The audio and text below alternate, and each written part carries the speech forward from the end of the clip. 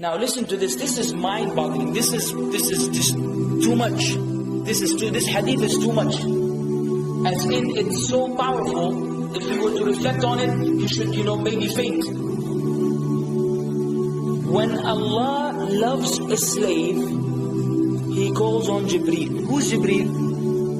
You know who Jibreel is? The greatest of the malaika, as far as Ahl Sunnah wal Jama'ah. The one whom when the Prophet ﷺ saw, he fainted alayhi salatu wasalam, because of his wings had covered the horizon. Jibreel, the angel who's responsible for the most virtuous thing, which is conveying the revelation from Allah to the messengers of Allah. Jibreel, and what do you know about Jibreel? Allah said, whoever is adu, whoever is an enemy to Jibreel, then Allah is the enemy to the disbelievers. Allah defended Jibreel in the Quran. Jibreel, the one who took the Prophet ﷺ in Al-Isra al-Mi'raj, in the ascension to the heavens. Jibreel, the malak, which we don't know what to say about, because of his honor and his virtue in the sight of Allah. Allah will call on him to share with him the love which He has for you. Allah doesn't need to do this. He could not do this, but Allah likes to do this. So He does it.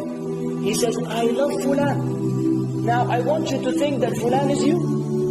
Whatever your name is, Ahmad, Mayrook, whatever your name is. Imagine Allah above the heavens, above the throne, in His greatness and His majesty, which is beyond our human comprehension, calls out to Jibreel to inform him that He loves you. And then only that, فَأَحِبَّهُ, then He commands Jibreel to love you also.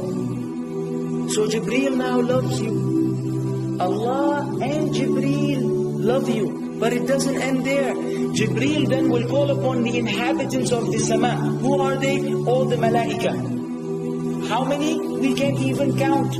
Trillions and trillions of malaika which Allah created beyond our, again, human comprehension. All of them are commanded simultaneously to love you. First Jibreel says, Allah loves Fulan, so now you have to love him. Then all of the angels in the heavens love you. Then Allah will place acceptance for you on earth. So people will love you. Not everyone. You may be saying, why do I have enemies? People who love the Sunnah will love you. The people who love Allah and His Messenger will love you. The people who are upon the correct aqidah and methodology will love you. Other people may hate you because of a problem in them, not because of a problem in you. Because you may say, well, this facet, this evil, disobedient person doesn't love me. Don't expect him to love you. He loves people like himself. Who will love you? Righteous people. Righteous people. Well, they don't know why.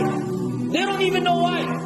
You've never even given them $1 or a rial or a pound. You've never done anything for them. Maybe you scream at them. Maybe you do other things. It's Allah. Why? Because Allah had loved you first, then Jibreel had loved you first, then the Malaika loved you afterwards, and Allah put acceptance for you on earth, so people have no choice but to love you. We ask Allah to make us among them. Now what better than that? What else do you want? What else do you want? What?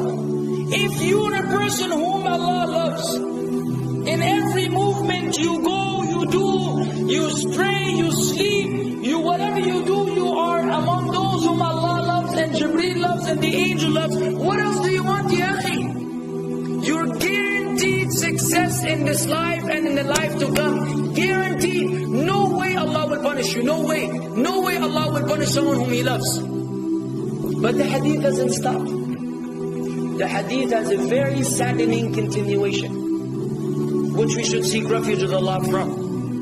وَإِذَا أَبْغَضَ عَبْدًا, and if Allah hates a slave, He also calls on Jibreel. And He informs Jibreel that He hates this person. So He will command Jibreel to hate this person. Then Jibreel will tell the angels to hate this person. Then Allah will put hatred for him on earth.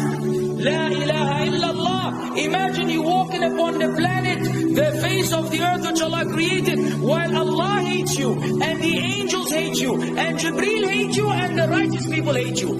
What a sad state for a human being. And when we could be one of those as well. If you are prideful, arrogant, you are qualified for this hatred, because Allah does not love kulla mutakabbirin jabbar. Allah does not love the arrogant, the prideful. If you go against the sunnah, then Allah does not love those who go against the sunnah. If you don't observe taqwa, and you don't observe ihsan, and you don't observe tawbah and tatahur, then again we are disqualified. If you, many things which we can mention, many things which will bring about Allah's hatred and deprive us of Allah's love. It's a very sensitive situation, meaning right now, you have to be one of these two. Either Allah loves you or He doesn't. But there's always good news, even for those people whom we can be amongst. It's not too late because you're alive. It's not too late because it's Ramadan. It's not too late because you're breathing. Even if you led a life of someone who had attained Allah's hatred, if you were to return to Allah, then Allah will love you and be happier. He will be so happy with your tawbah than a man who lost his mount in the desert. Upon it was his food and his drink, and then he waited under a tree for death.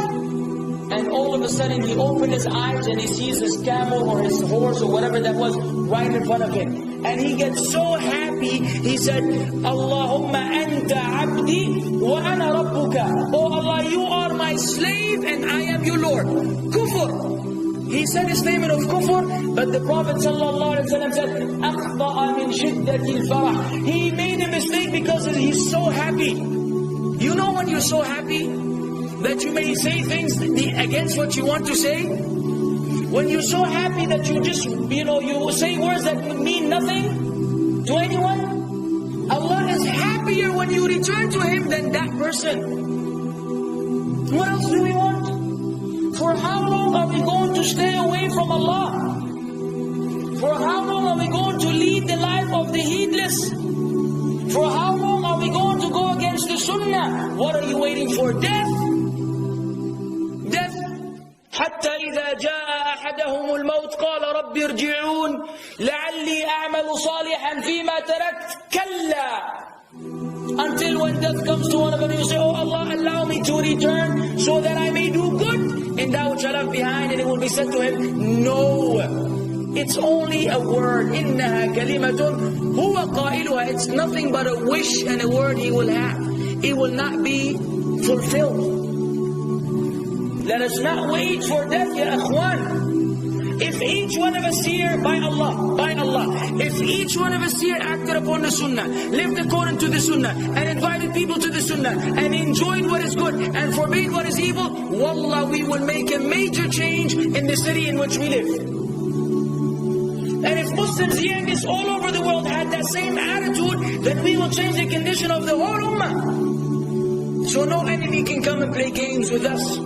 We will squash them, all of them, because Allah will defend. إِن تَنْصُرُ اللَّهِ يَنْصُرْكُمْ وَيُثَبِّتْ أَقْدَامَكُمْ. If you aid Allah's deen, Allah will aid you and will keep your feet firm. But we don't even live according to the sunnah, let alone be given victory over the enemies.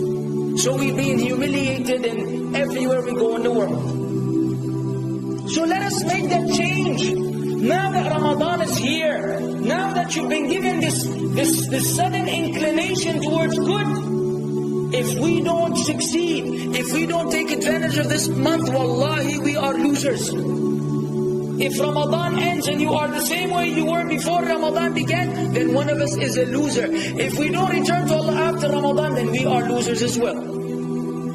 So tonight, bi'idhnillah, always on our mind, attaining Allah's love, acquiring Allah's love, fetching for the sunnah and acting upon it whenever we're able to do so.